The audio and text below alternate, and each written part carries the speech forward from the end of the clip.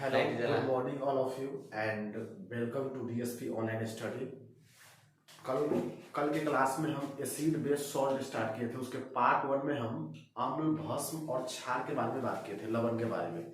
आज के क्लास में हम लवण के बारे में देखेंगे और उसके बाद कुछ इंपॉर्टेंट लवण है उस पर चर्चा करेंगे। लवण क्या होता है? तो जब अम्ल जो है भस्म के साथ अभिक्रिया करता है तो उसे लवण कहते हैं। अब उस प्रक्रिया को क्या बोलेंगे? तो उस प्रक्रिया को बोलेंगे उदासीनीकरण। जैसे यहाँ पे देखिए सोडियम हाइड्रोक्साइड जो है भस्म है, HCl जो है अम्ल है। जब दोनों अभिक्रिया करेगा तब बनाएगा NaCl जो है साधारण नमक को बोलते हैं NaCl और जल का निर्माण करेगा, इसी को बोलते हैं भस्म। फिर इसके बाद कुछ उपयोगी लवण है। कुछ उपयोगी लवण में पहला है सोडियम हाइड्रोक्साइड। इसका साधारण नाम है कॉस्टिक सोडा। क्या नाम है इसका साधारण नाम? Caustic soda. इसका अणुसूत्र है NaOH, सोडियम हाइड्रोक्साइड। इसका बनाने का विधि है कि जब सोडियम क्लोराइड के जल के साथ अभिक्रिया करा, जब सोडियम क्लोराइड और जल में विद्युत धारा पास कराते हैं तो सोडियम हाइड्रोक्साइड का निर्माण होता है। इसका प्रयोग कहाँ कहाँ किया जाता है? इसका प्रयोग साबुन बनाने में तथा अपमर्जक बनाने में और कागज बनाने में किया जाता है।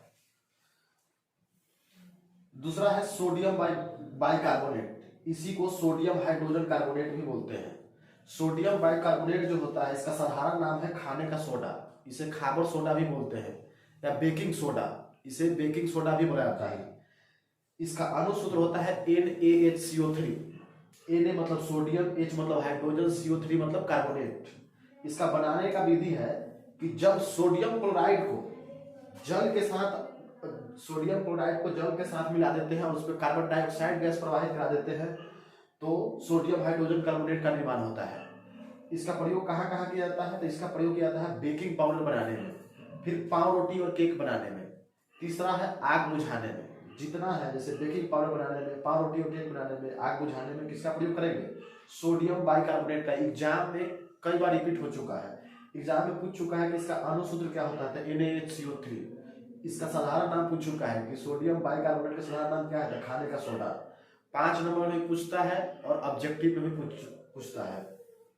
फिर इसके बाद है तीसरा सोडियम कार्बोनेट। सोडियम कार्बोनेट किसको बोलेंगे? तो इसका साधारण नाम है धोने का सोडा। इसको धोबिया सोडा भी बोला जाता है या वॉशिंग सोडा बोला जाता है। इसे क्या बोला जाता है? Washing soda. इसका फॉर्मूला होता है Na2CO3.10H2O। जब सोडियम हाइड्रोजन कार्बोनेट को जब गर्म करते हैं तो सोडियम कार्बोनेट का निर्माण होता है। इसका प्रयोग जो है कपड़ा धोने में किया जाता है। कहाँ पे किया जाएगा? कपड़ा धोने में, कांच बनाने में किया जाता है, कागज बनाने में किया जाता है। इसके बाद है चौथा लवण है कैल्शियम ऑक्सीक्लोराइड। इसका साधारण नाम है विरंजक चूर्ण। इसे ब्लीचिंग पाउडर भी बोला जाता है। इसका अणुसूत्र होता है कैल्शियम, Ca से कैल्शियम, O से ऑक्सी, Cl2 से क्लोराइड, कैल्शियम ऑक्सीक्लोराइड। इसका बनाने का विधि है कि जब बूझे हुए चूना में क्लोरीन गैस प्रवाहित कराते हैं तो कैल्शियम ऑक्सीक्लोराइड और जल का निर्माण होता है।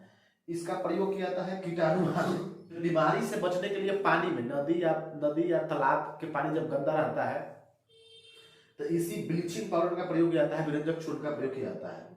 तीसरा है क्लोरोफॉर्म बनाने में भी किया जाता है।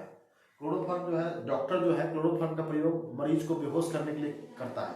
फिर इसके बाद है प्लास्टर ऑफ पेरिस। ये भी एग्जाम में कई बार रिपीट हो चुका है क्वेश्चन, 5 नंबर में भी, ऑब्जेक्टिव में भी।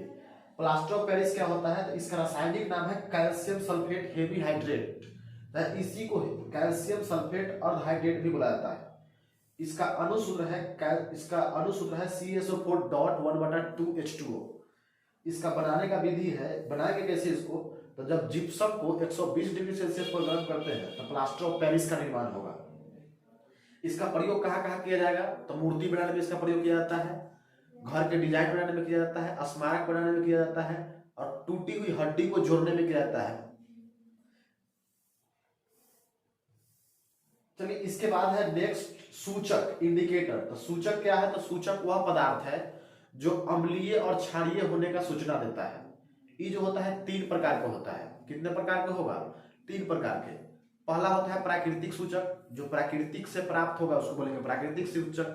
दूसरा है संश्लेषित सूचक, जो मानव के द्वारा प्रयोगशाला में बनाया जाएगा, लेबोरेटरी में बनाया जाएगा, उसको बोलेंगे कृत्रिम संश्लेषित सूचक।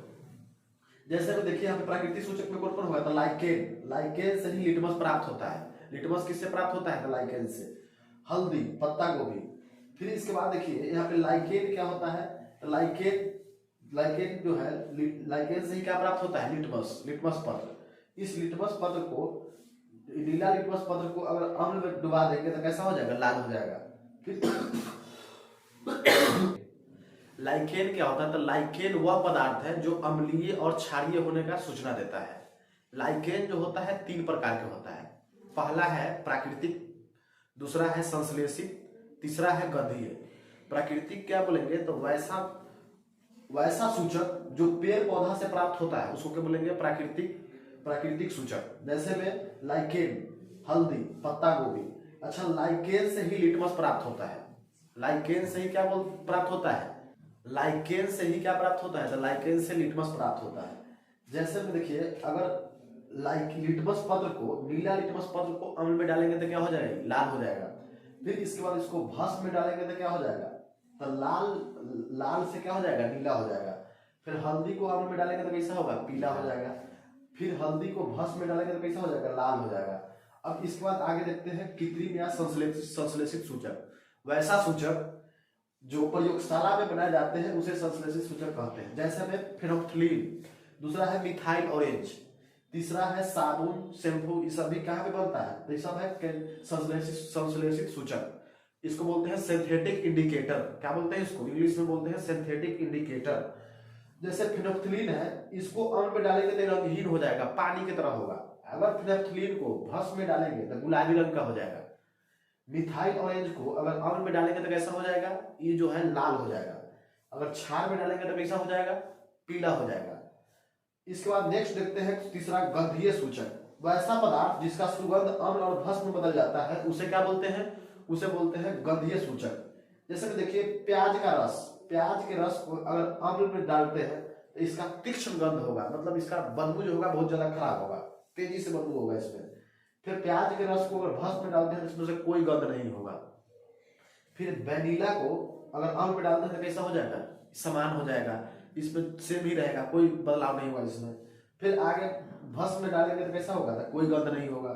फिर लौंग का तेल में अगर अम्ल को डालेंगे तो कैसा होगा, समान होगा। फिर इसके बाद भस्म में डालेंगे तो कोई गंध नहीं होगा। इसके बाद कल के क्लास में हम स्टार्ट करेंगे बायोलॉजी में जैव प्रक्रम। धन्यवाद।